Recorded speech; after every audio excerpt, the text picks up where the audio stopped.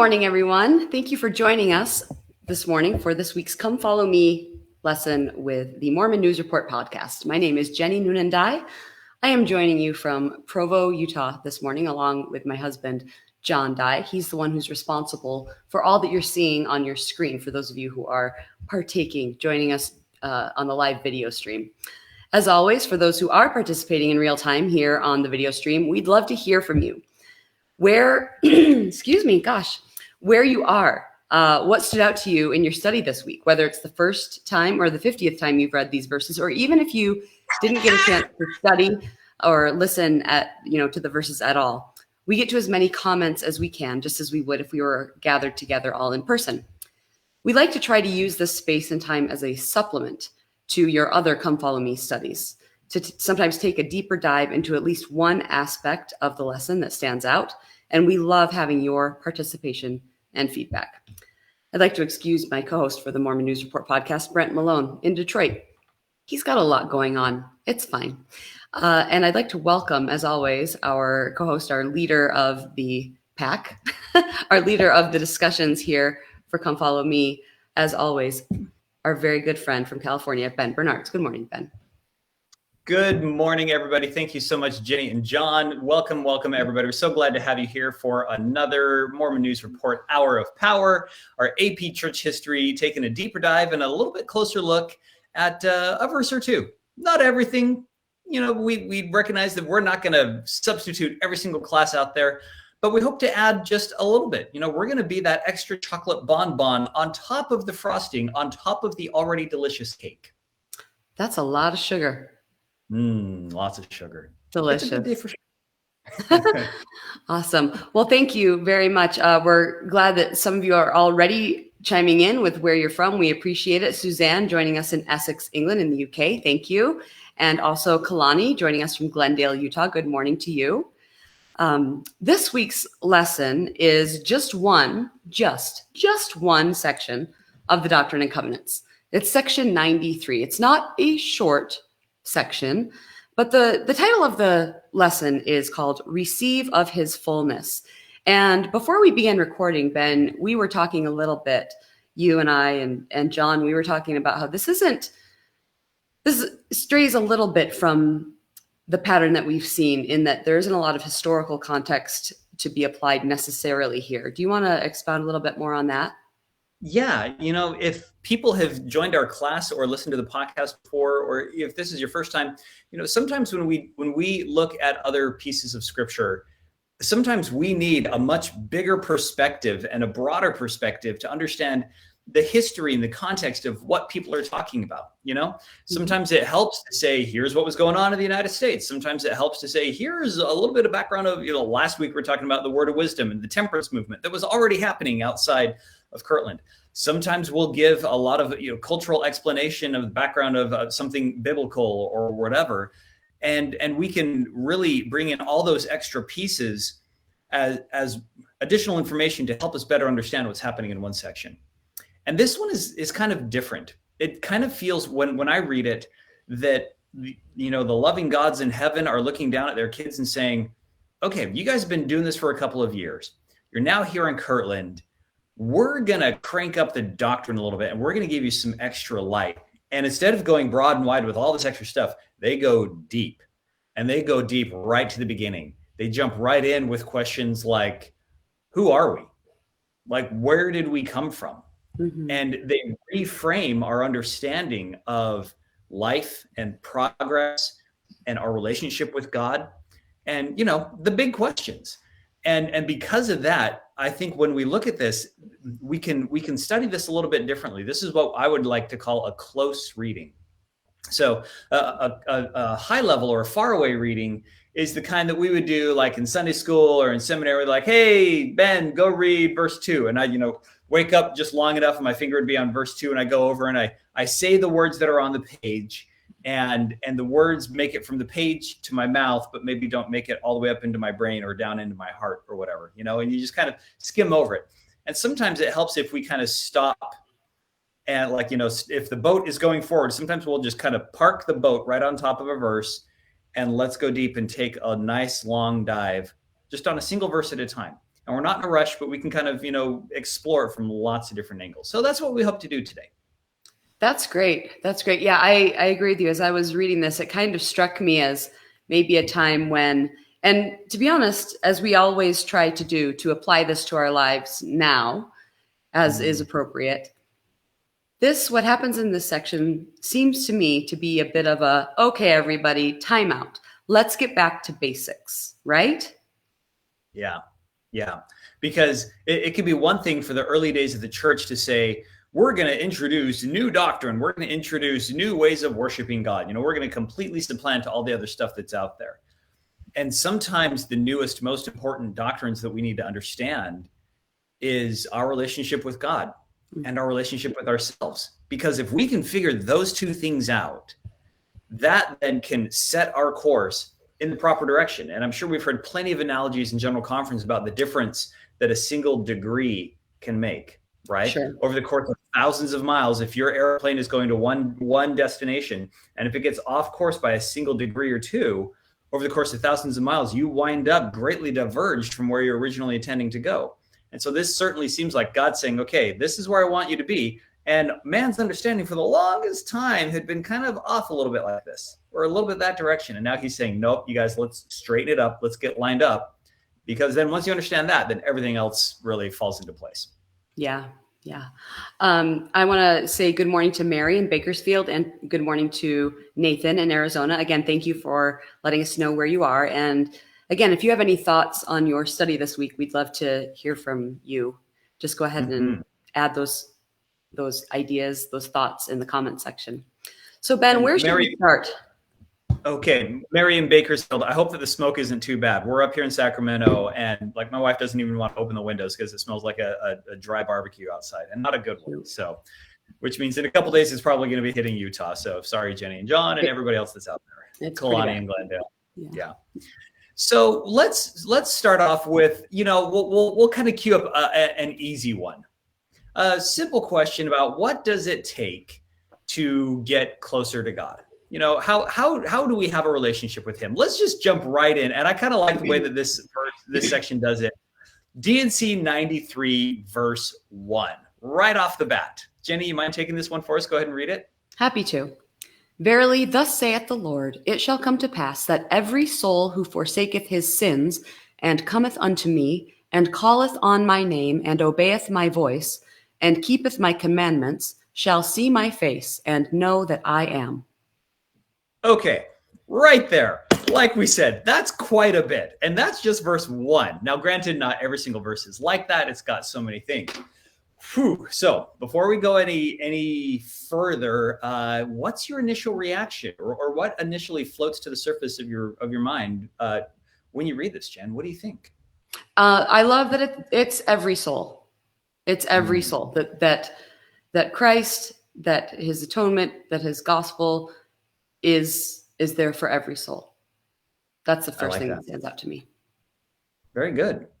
Every time that I look at verses that have a sequence of verbs in them, actions that say you're supposed to do X and Y and Z and da da da da da da, and that will usually come out with a result or a product at the end.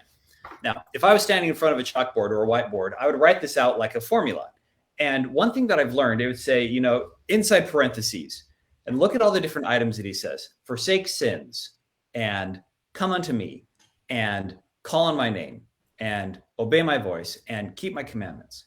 So here is where we start to look a little bit closer at it. If this was a mathematical equation, if you could see all those different pieces of the formula, imagine if I were to put a multiply symbol in between each of them. So it would say, forsake their sins times cometh unto me times, forsake and obey, call on my name times obey my voice times keep my commandments times, and then equals see my face and know that I am. So it seems like there would be what I would call a multiplicative relationship between each of these actions. Does that make sense? Sure.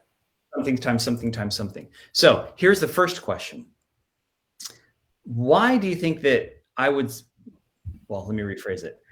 What does it imply if this is a truly multiplicative relationship. If I've got a time symbol in between each variable, as opposed to a plus or a minus. That was going to be my question, actually. Why would it be multiplying rather than adding? Mm-hmm. So what we know a little bit about math, we're going to get into spiritual kind of conceptual algebra here. First off, when you see a formula that has multiplied inside, if you make a change to one little thing, what's the result of the graph? Are you asking me? Yeah. Do you know how long it's been since I've done math? I mean, I guess I do math all the time. Has it been a hot minute? Maybe. So, sorry, what's your question again? Say it again. Okay. So let's say that I increase or decrease a number in the formula. Okay. So I've got something times something times something times something. And I increase one of the numbers in the middle by just a tiny little amount. Okay. Normally, if I were to plot the result on that line, it would be something like this. But if I change a single number by a single degree, what's going to happen to the slope or the curve of that line? Oh, it'll change for sure. Just kind of like what you were saying earlier about a small degree. Yes. So it'll change. It'll only change a little bit. Now, if it was something plus something plus something plus something, that line would be all the way across.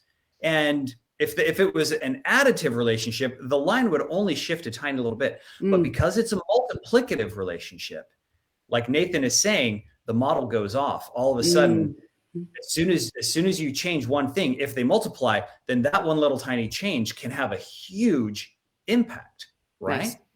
Because when you multiply, all of a sudden, if I change it, 0.5. So now take a look at the actions. Look at what he's asking us to do.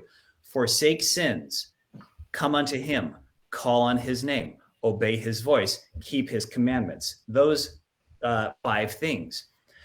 Now, what we're trying to get to at the end is to see his face and know that he is. And sometimes it can feel like, oh my gosh, I'm never going to be perfect. I'm never going to be good enough. I'm never going to be able to live up to everything that he asks me to do. But if that spiritual algebra that I'm proposing is true, where these have a multiply relationship between each one, then that can tell me that all I have to take is a tiny baby step in one or more of these things, and my path is going to be different. Does that make sense? That all I have to do is forsake my sins a tiny bit more than I already am. All I have to do is try to come into him a tiny bit more than I already am. All I have to do is call on his name. And I think calling on his name is probably different than, quote, saying a prayer. Right? Sure. And same thing with obeying his voice. There's a difference between just, obeying his voice versus checking all the boxes. Although he does say in the very next one that keeping his commandments is a separate and distinct thing from obeying his voice. And we'll come back to that one in a little bit. So one of these things is that, if you make a tiny change, that curve is going to change quite a bit, which I think can be very useful for us to remember, that it's not the gigantic steps. If I have to go from 0 to 100, I don't have to worry about going from 0 to 100. All I have to do is worry about getting from 0 to 1, and then from 1 to 2. Hashtag small and simple things. Now, the next thing that goes with this is think back to your math. If I have something times something times something times something, and one of the variables gets replaced with a 0. Okay. If I throw a 0 anywhere in the equation, what happens to the end result? What happens to the whole thing? It's all 0. The entire thing goes to 0, right? So what does that tell us about the relationship between each of these different items? Forsaking sins, coming unto him, calling on his name, obeying his voice, and keeping his commandments. That's the 5 things he's saying we should do. And at the end, we get to see his face and know that he is. And if I leave one of those things out, if one of those goes to 0, then what happens? Interesting idea. Okay. Then notice that entire thing all of a sudden goes to 0. So to me, it's like he's saying, yes, we need to do our tiny little best, our baby steps to try to get back to him. And we can't leave anything out. It's not enough to just say, well, I gave up this one particular sin, and so now I'm good. He'd be like, well, okay, are you trying to obey my voice now? Are you keeping my commandments? Or the other way around, to say, well, look, I'm keeping all your commandments. I'm saying my prayers. I'm, doing everything that you said. And then he'd be like, well, did you really forsake that one particular sin? Right. I left that one thing out of the equation. And because of that, it goes to 0. So finally, at the very end, let's take a look at this verse where he says, the result is not just, and I love that he doesn't say, the old traditional Christian thing, oh, you'll get to go to heaven. Notice he's much more specific in the result that comes out. Number one, see his face. And two, know that he is. This right here by itself is fairly groundbreaking as far as Christian theology goes. Because traditional Christian theology says, following quotes from the certain sections of the Bible, that no man hath seen the Father at any time and lived. And it gave rise for centuries of tradition of this idea that God, in his power, would wither and blast us away should we ever come into his presence, that he was unknowable, that he was so far away, and that humans were so degraded that we could not come into his presence. That, like we're the little moth getting close to the UV light. The closer you get to him, his glory is so incredible, and our flesh is so weak that we couldn't even possibly see him. And we see in the book of Ether, in the Book of Mormon, the brother of Jared saw his face. We see in Joseph Smith translations that Moses saw his face. We saw Joseph Smith, the 14-year-old kid, the teenager in the forest, saw his face. So that theology starts to go out. And now he's offering this extension to every single one of us. If we forsake our sins, and I think that's probably something different than just stop doing it, right? If we come unto him and we call on his name, we do those things, and that promise now is extended to every single one of us as well, that we could see his face and as a result, really know who he is. Yeah. Right. Before we go any further, anything you want to add to that? Any other thoughts, Jen?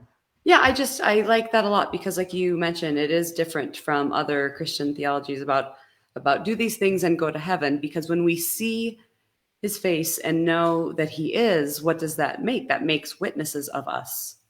Ooh, I like it. Keep going. What do you mean? It makes witnesses of us. Meaning it's not about a transactional sort of, I do these steps, I get this thing, it's done, it's over. It's, I do these steps, I receive this thing, and that in and of itself perpetuates, right? To become to have a personal witness and become a personal witness is an extension of the blessings that await us. I love it. So good. Okay, let's move down to a little bit. Let's move to another section in the verses here. Let's go down to verse 23 through 31. It looks like it's a lot, but they're all kind of short verses. And I've got it queued up here. Do you mind reading this for us? 23 through 31, please. Happy to. Ye were also in the beginning with the Father, that which is Spirit, even the Spirit of truth. And okay, hold up right there before we go any further. Okay. 23. Do we realize, I love how they just almost casually throws it out there, because here again is this doctrine that's completely refuting centuries of Christian tradition. So just so you know, Joseph, just to clarify everybody else, you were in the beginning with the Father. Like, you guys were there with me. Okay. Yes. No big deal. Go on. Okay, starting in 24. And truth is knowledge of things as they are, and as they were, and as they are to come. And whatsoever is more or less than this is the spirit of that wicked one who was a liar from the beginning. The spirit of truth is of God. I am the spirit of truth, and John bore record of me, saying, He received a fullness of truth, yea, even of all truth. And no man receiveth a fullness unless he keepeth his commandments. He that keepeth his commandments receiveth truth and light until he is glorified in truth and knoweth all things. Man was also in the beginning with God. Intelligence, or the light of truth, was not created or made, neither indeed can be. All truth is independent in that sphere in which God has placed it to act for itself, as all intelligence also. Otherwise, there is no existence. Behold, here is the agency of man, and here is the condemnation of man, because that which was from the beginning is plainly manifest unto them, and they receive not the light. Oh boy. Okay. Yeah, a couple things that we take a look at here. Holy cow. Now, first off, it seems like uh, a lot of the verses here, they read kind of like almost like Proverbs from the Bible, like you could take a single verse and it's like a little nugget and a little nugget and a little nugget. And if you take it out completely by itself, completely out of context, it does have good doctrinal truth. I love 27. No man receiveth the fullness unless he keep his commandments. Boom. That's some truth. Man was also in the beginning of God, with God. Boom. Intelligence, the light of truth, was not created or made. Boom. It's like every single one of these has a single point of light. And I love how when we string them together, those points of light can become a constellation that can be interpreted a lot of different ways and can give connection to other doctrinal truths as well. And sometimes when we zoom out or even look more closely at a single one individually, we can understand the bigger and the broader picture. So first off, at the very beginning, we've kind of touched on this. We were in the beginning with the Father. And he says down in 29, man was also in the beginning of God. So what is he trying to tell us about our relationship with him? What does this say about us? Right. This is something farther back than we even remember. I've always loved the heroic stories, and I'm going to nerd out here for just a little bit. Whether it's Luke Skywalker or Rey, adopted family Skywalker, whether it's Harry Potter, whether it's Frodo Baggins and Samwise Gamgee, the stories of a person that was going around their ordinary basic life thinking that they had a handle on things and they kind of knew who they were. And following the hero's journey archetype, eventually a wise older person meets them. And one of the first things they do is educate them as to who that person really is, and then presents to them a broader awareness of the challenges they're facing in life. And next thing you know, you have this call to adventure where this person realizes, oh, I couldn't possibly fight up against these horrible things. I can't do that. I'm not strong enough. I'm just Harry. I'm just Bilbo. I'm just Luke. I couldn't possibly go up against the Empire. And the wise older person that says, no, you don't know who you are. But if you trust me, you will discover who you are. And as a result, you're going to have the power to be able to get out there. You're going to go through this. Oh, yeah, perfect. Thank you, John. You're going to go through this initiation. You're going to go through this horrible separation and of going out on that path. And it's going to be incredibly difficult. And if they overcome, then they'll be able to come back. And then they get to start that journey off to somebody else. And so here is God saying, look, if you really want to overcome these challenges in your life, let me know. Let me help you understand who you are. You were with me. You were mine. You were part of who I am. So this is what you get to face up to. Now, simultaneous with that, he gets into this idea of truth. And I love in verse 30, truth is independent in that sphere. It can act for itself. Otherwise, there is no existence. So we have this idea that intelligence is this separate concept. Truth is a separate concept. But verse 31, I think 30 and 31 sum it all up. Truth is independent in that sphere in which God has placed to act for itself. So whatever is intelligent can act for itself in its own sphere. And behold, here is the agency of man and also the condemnation. So what does that mean when he says, here's the agency of man and the condemnation of man? It kind of sounds like he's describing opposites, like two edges of a single sword, right? Sure. Yeah. I mean, it's something that can be our blessing and our curse, right? Mm-hmm. Depending on which way we go and what we do with the knowledge that we have access to, the truth, the intelligence, the light. Yeah. All of that. And it's kind of hard because that agency brings with it complete freedom to act as much as we possibly can. And at the same time, everything else around us can act in its same sphere with their own agency. And that also includes random acts of the universe of chaos that will sometimes happen. You know, I've struggled over the past couple of weeks as I've seen so many different people sharing challenges and pain that they've dealt with online. They're sharing online the challenges and pain. Just recently, I was speaking with a young man that was, or reading posts by a young man who was feeling completely abandoned in his life, whether it's financial issues or health issues. And he feels like he's doing all the things that he should do to get answers to his prayers, and he's not feeling anything. And he feels like, he's like, why is God letting this happen? And this is a refrain that has come so many times. Why is God letting this happen? Why doesn't he answer? And so many times it seems like the answer is simply, I'm really sorry. And that's just the way that life goes sometimes. Mm-hmm. That's just the way that things are. And I know that offers no comfort. And I know that it seems so trite and it seems so dismissive. So then the next step is, how can we go in and deal with his pain? But here is, I think this is the only way that God would truly be able to give us the blessings that we want, is if we had complete freedom to try to qualify for those blessings on our own. Mm-hmm. And so that's our complete agency. And at the same time, our condemnation, if we use it wrong.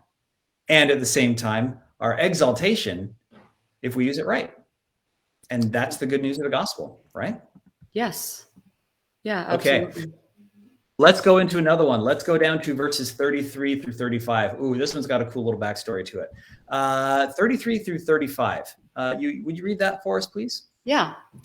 For man is spirit. The elements are eternal, and spirit and element, inseparably connected, receive a fullness of joy. And when separated, yes. Let's pause right there after 33, because that's a ton. Okay, first off, we've got some words that we need to define here. Man is spirit. Now, this is a different usage than we normally handle, right? Normally in church, we talk about a spirit that is inside us, like we have a spirit or we can feel the spirit. But in this case, he's saying that our identity of who we are is something spiritual, right? So man is spirit. And this is something distinct than the physical aspect. And now we can see this is lining up with what we believe. We've got a spiritual identity. That's who we are.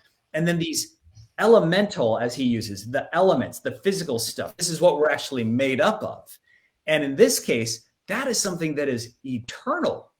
Like we did not all of a sudden spring ex nihilo into existence by the fiat act of our one single God, who's the only person that's out there.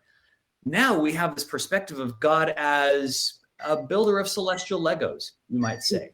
And he went and took these existing blocks and assembled them together, and then took the spirit and dropped it inside. And because of those two things together, that is who we are. This is our identity. Okay, keep going for 34 and 35. Okay. And when separated, man cannot receive a fullness of joy. The elements are the tabernacle of God. Yea, man is the tabernacle of God, even temples. And whatsoever temple is defiled, God shall destroy that temple. Okay, man, really good stuff here. First off, at the very beginning, up there at the top in verse 33, I love how it says, when the spirit and the element are connected, they receive a fullness of joy. I love it when the scriptures talks about joy as opposed to happiness, because they're two distinct concepts, right? I think of joy as something bigger and broader and deeper, and it lasts longer and it's much more intense. And it's a higher level than just plain happiness. And we know from the Book of Mormon, it says that's kind of the purpose why we're here. Men are that they might have joy. The goal of this life, the goal of our entire existence was to have joy. And notice what it teaches us in verse 33, that the way we receive the fullness of joy, not just a portion of it, but the fullness, is when our elements, our body and the spirit, are inseparably connected. So question for you, Jen, how do we get our bodies and spirits inseparably connected? So let's see, how do we get our spirits and bodies inseparably connected to receive fullness of joy?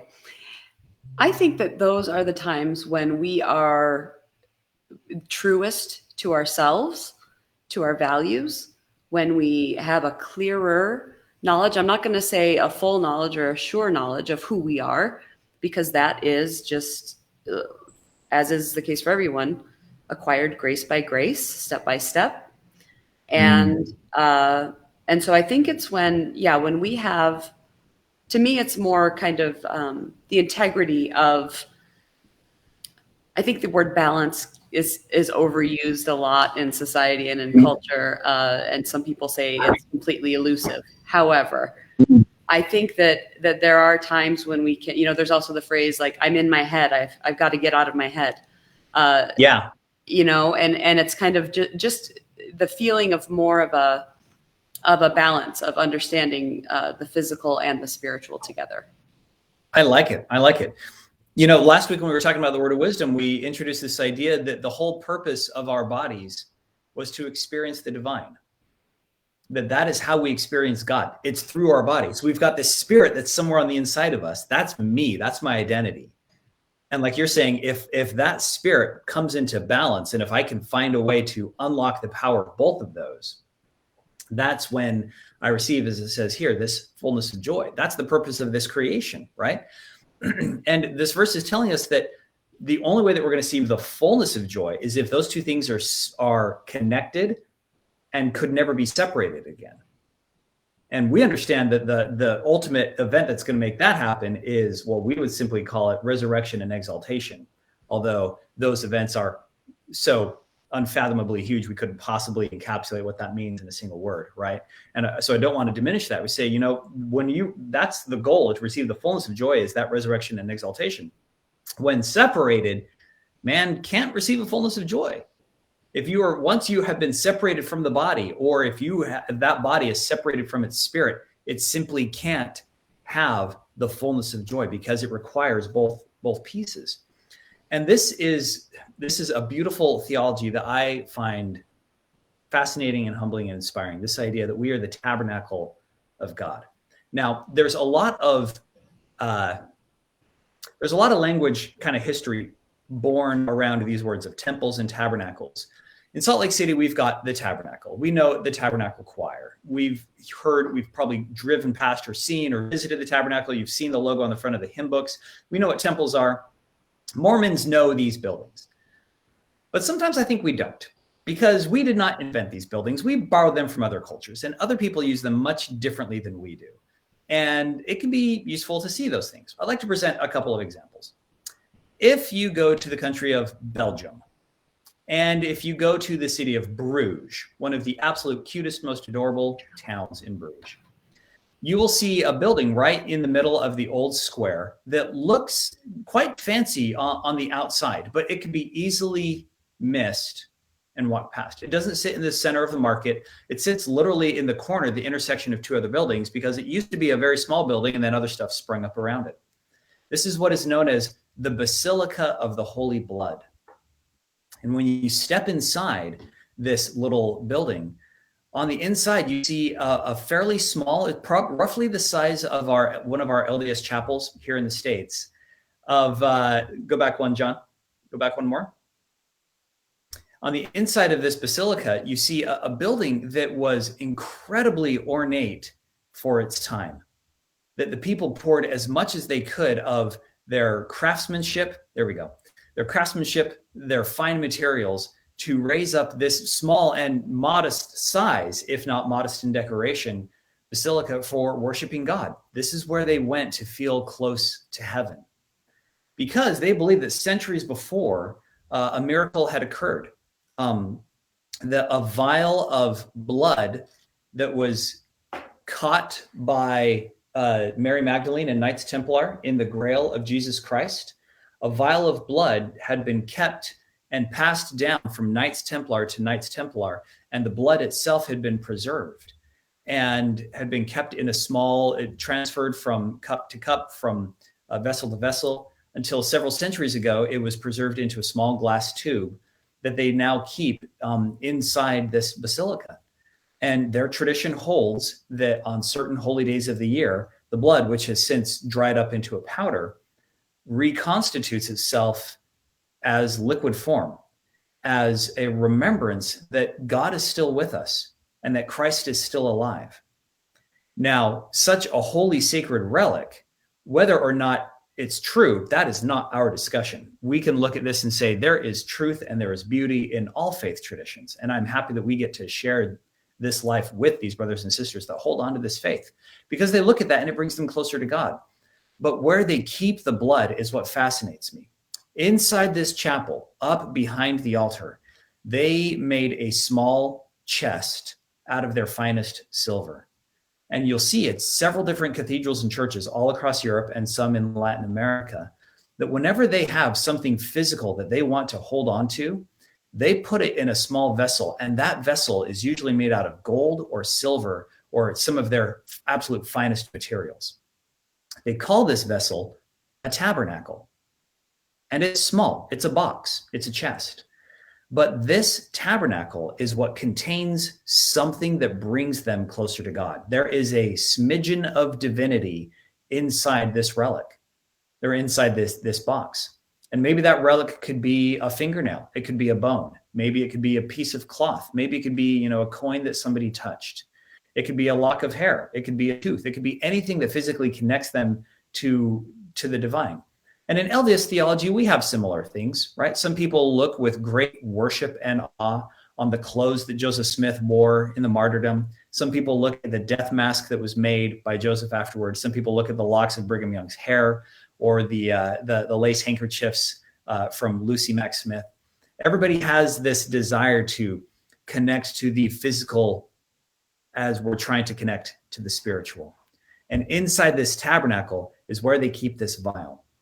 So what stands out to me is that they have this idea that there is a physical representation where God is literally inside this thing.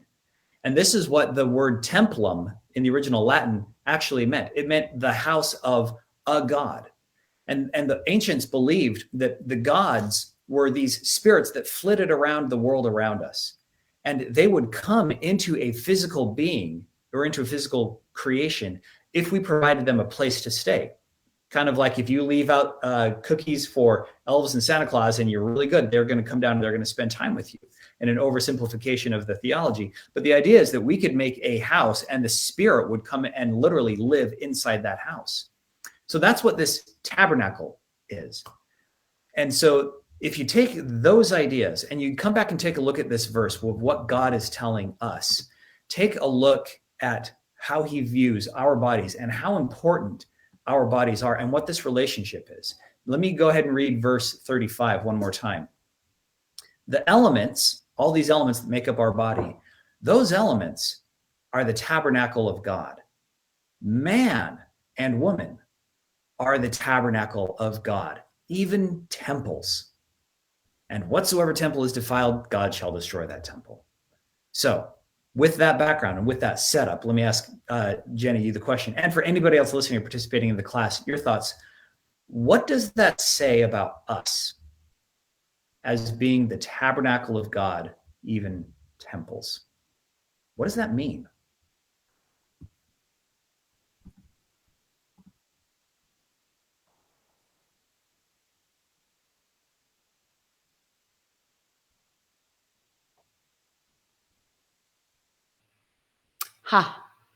There we go. Yeah. Okay, great. You mentioned before, our version culturally of what a tabernacle is versus a temple.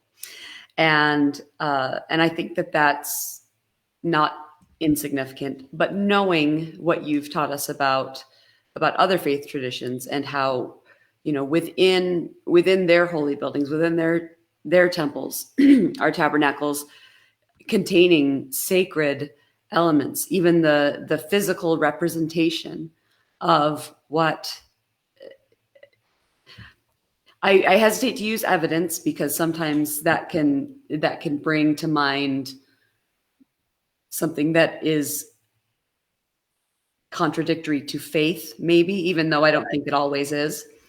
But Sure. But some sort of physical representation or evidence of the divine.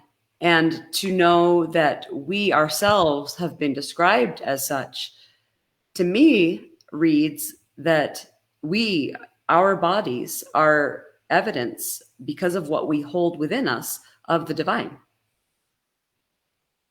I love that. That gives me chills. Good stuff.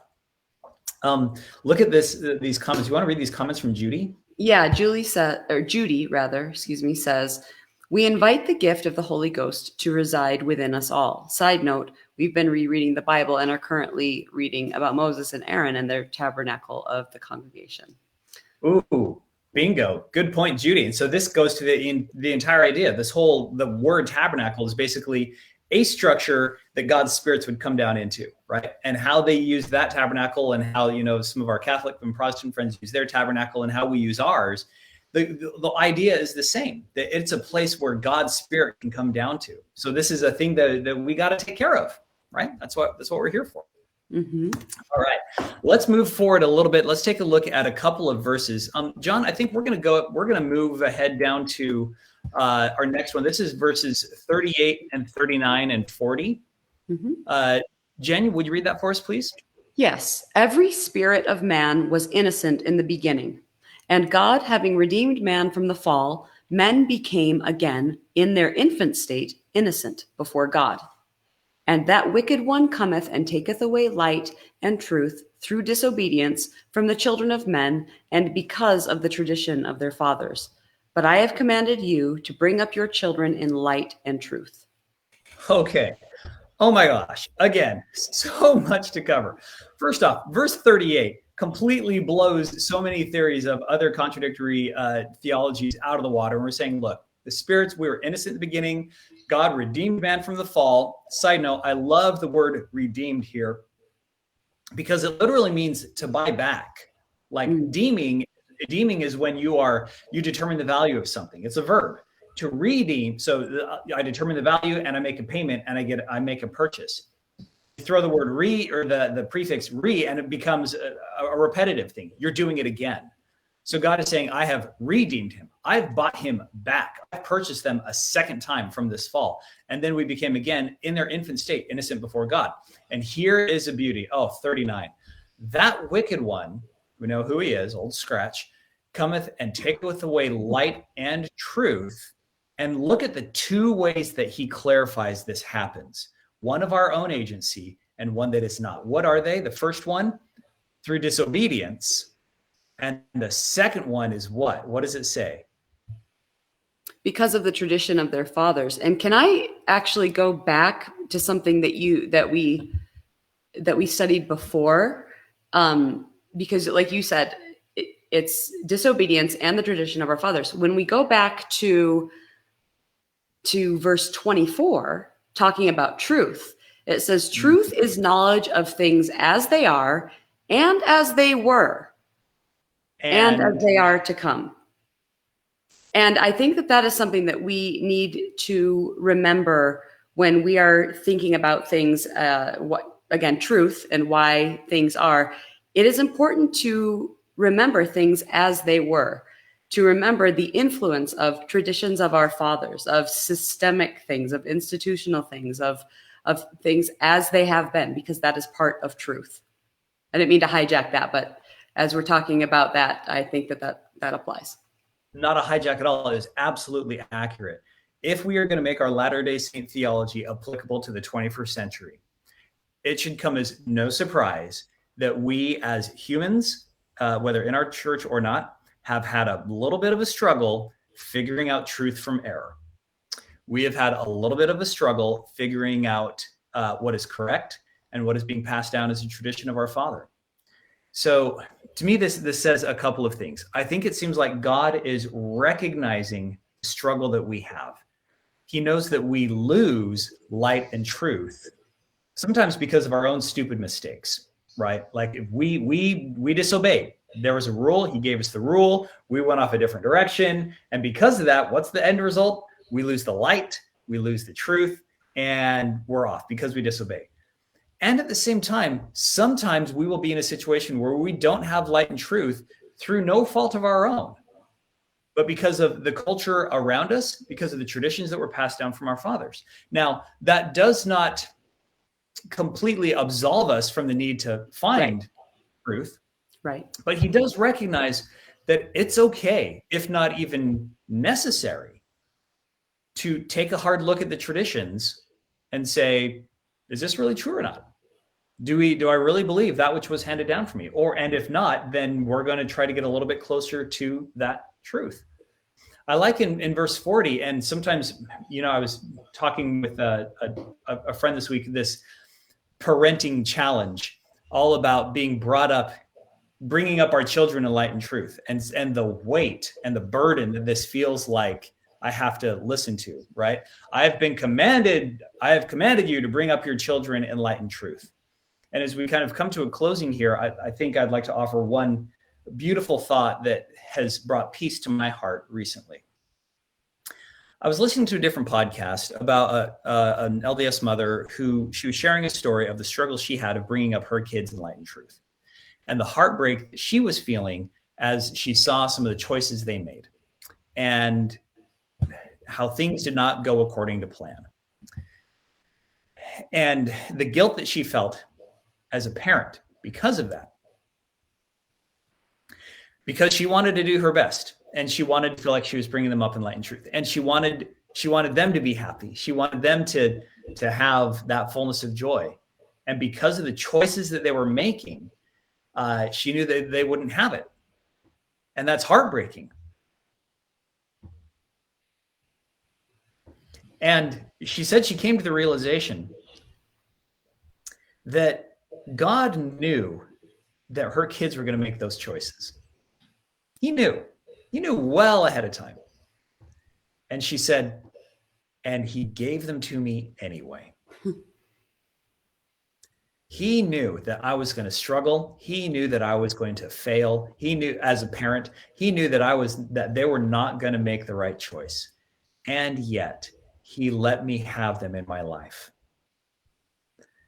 And she realized then that her job was not to, if we're going to talk about a growing planting metaphor, her job was not to guarantee that the tree grew perfect and straight and fruitful and nothing went wrong.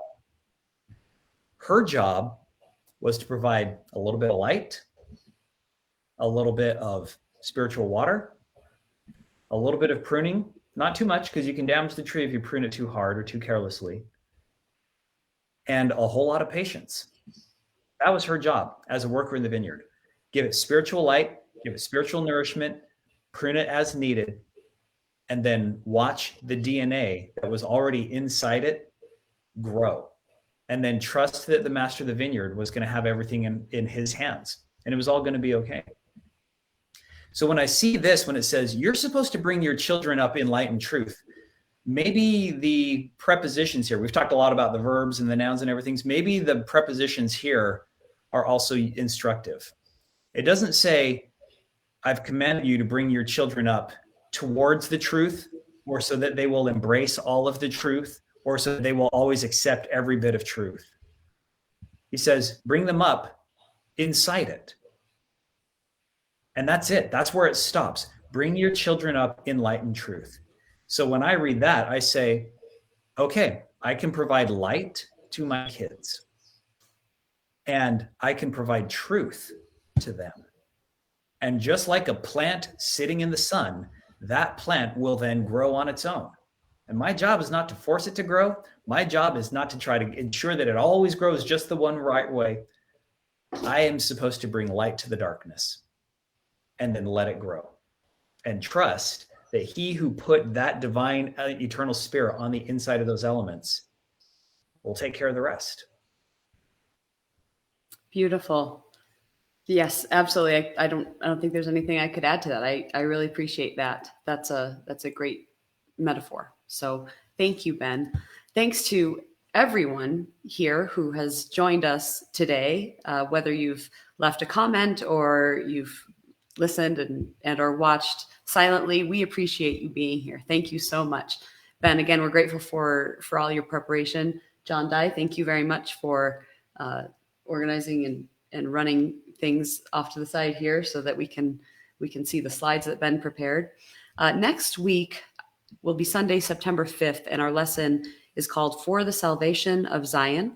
It will cover Doctrine and Covenants sections 94 through 97.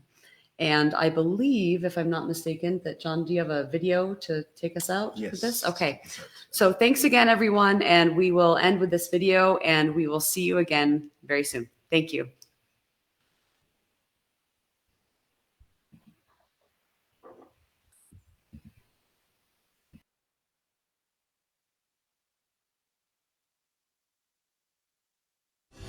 Intensity and enormity of doctrines and truths taught in Doctrine and Covenants section 93 is mind-blowing. To explain it, we'll share two true and very connected stories. Once upon a time, there were two children.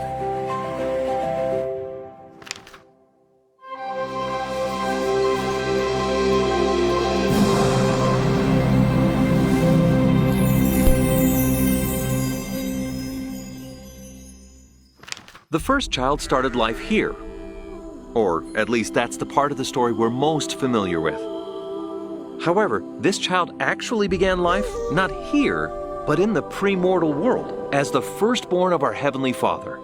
With God's power, He created the earth, the worlds, and all things in them. The Father chose Him to be our Redeemer, the messenger of salvation, the Spirit of truth, and the light of the world. And He accepted. Yes, this is Jesus Christ, whom the Father gave of His fullness and power. But to fulfill God's eternal plan of salvation, this literal Son of God chose to come to earth as a man and to start life as an innocent baby. Phenomenal cosmic power!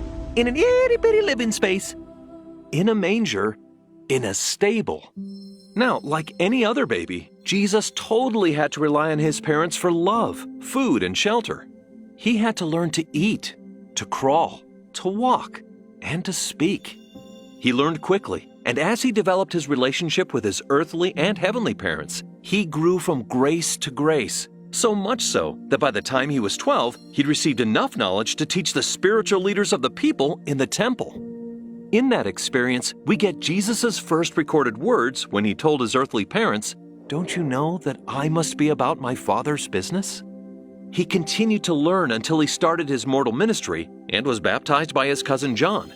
As recorded, the heavens were opened, the Holy Ghost descended upon Jesus, and a heavenly voice declared, "This is my beloved Son." He then received his Father's greater gifts and powers and officially began his earthly ministry. As we know, Christ lived his mortal life as a perfect example for us to follow, and it ended the way he knew it had to, with his atoning sacrifice, crucifixion, and resurrection. He then returned to heaven and works there with Heavenly Father for our salvation. Okay, I know most of us already knew that, but what about the other baby? Ah, yes, who is the other baby? Well, it's you. Many things about our lives are similar to Christ's life, and we can follow his example throughout our journey. Like him, we were also in the beginning with the Father. We started as intelligences before we became spirits. When we lived in heaven, we used our agency to learn and progress until it was our turn to come to earth. We all arrived here as infants, completely innocent because of Christ's redemption. We received the great gift of a body, a tabernacle for our spirits. We too relied on our parents for love, food, and shelter. But we were also given two gifts: the light of Christ, sometimes called a conscience, to prompt us about right and wrong, and the gift of agency to accept or reject that light. Now, just like he tried with Jesus, Satan tempts us and tries to take away that light and truth, so we'll be miserable like him. So it's our job on earth to come to know Christ as he came to know the Father, grace for grace. We do this by diligently keeping commandments, praying always, and obtaining knowledge, as well as following Christ's example and teachings by loving others, having faith, repenting, being baptized, and making and keeping covenants throughout our lives. We may even have the opportunity to become parents ourselves, to continue this cycle of learning, growing, and teaching. In section 93, the Lord makes it clear that both mothers and fathers are to be actively involved in raising their children in light and truth and teaching them correct principles that lead them to Christ, just as He leads us to the Father. Like the Savior, after we leave this earth, we'll one day be resurrected, where our spirits and the elements of our body will be reunited. And if we live worthy throughout our lives and seek repentance, we may also be glorified and receive a fullness of joy. Then, in the celestial kingdom, we can receive an inheritance with Christ and see God's face and know that He is.